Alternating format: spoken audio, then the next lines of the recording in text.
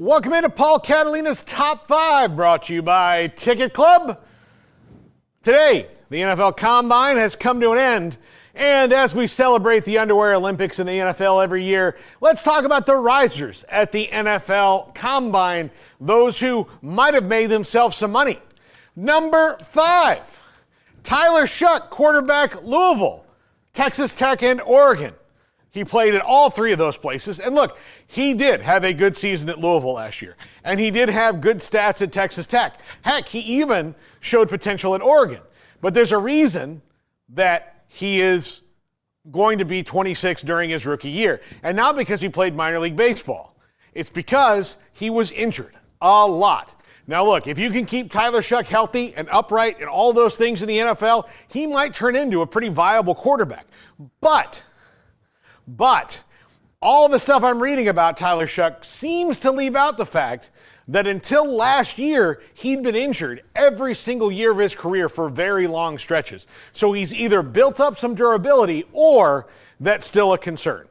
Just something to watch out for Tyler Shough. He can be a fantastic player at times and did have a nice year at Louisville. In fact, their offense wasn't the problem last year. It was the defense under Jeff Brom. Number 4, Nick Emmanwori from South Carolina. We knew this guy was going to be a riser going in, but he tested off the charts.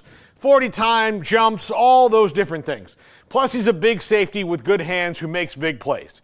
Nick Emmanwori could find his way into the top 10 or probably at lowest the top 15 now. If you need a safety, he has maybe even jumped over Malachi Starks, who, if you want to go overall production throughout their college career, Malachi Starks, more years of production, but maybe not as many stats on the stat sheet when it comes to immeasurable numbers like Nick Emmanwori does, and this is what happens with a combine. I still think Malachi Starks going to be a fantastic NFL player, and I think Nick could be a good NFL player as well, but don't let the combine fool you. Number 9, very, very, very good against the run. Low sack numbers, but 6'6", 285, fits most defenses, whether it's a 3-4, 3-3-5, 4-3. He can kind of run them all. You can move him across the line in different pass rush scenarios, different run stop scenarios, whatever you need to do. He's very flexible and measured out very, very, very well at the combine, only confirming what you saw on film. Sometimes the combine can make you forget about what you saw on film because of the measurables, and sometimes it confirms what you already knew. In Shemar Stewart's case, I think it confirms what they already knew. Sack numbers were low, but also he was playing on a line with Nick Scorton, who's also going to be a first-round draft pick, or very high. But Shemar Stewart worked his way probably definitely into at least the later part of the first round, if not a little bit higher. Number 2, Jacob Parrish. Big 12 fans unite. One of your guys is on the list. Jacob Parrish, cornerback from Kansas State. Look, he's another one. If you watched him at all, if you watch him on film, he's one of the best tackling cornerbacks you're going to see. And look, he's not a big guy. He's not, he's not imposing, but he's not afraid to stick his nose in places. And all of the clocky clocks and the jumpy jumps show that this guy can do a lot of things. He's very athletic. Plug this guy into your defense and you're going to see a lot of tackles made. He is not afraid to stop the run as a cornerback. And you put him in the slot and he can shut down a lot of people. The combine, to me, confirmed that. Always enjoyed watching Jacob Parrish play for the Wildcats. And number 1, Omarion Hampton. Now, if you watched Omarion Hampton over his 3 years at North Carolina, you would think, yeah, this guy's definitely a badass. But this is a draft that has a ton of really good running backs in it, and one of those guys is a guy named Ashton Jeanty.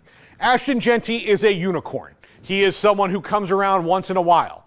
Omarion Hampton might be just below him. He is big, strong, fast. You can give him the ball 30 times a game. He is that kind of Derrick Henry type. Not quite as big, but God in heaven who is. But Omarion Hampton, probably the second running back off the board, and probably now in the first round. Don't put him past the Broncos at 20.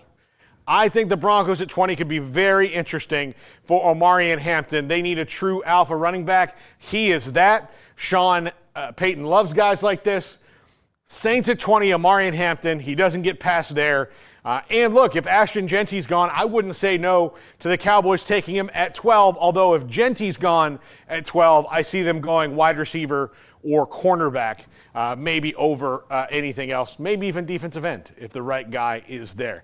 That's going to do it for this episode of the Top 5, and that means sadly Monday's show is over.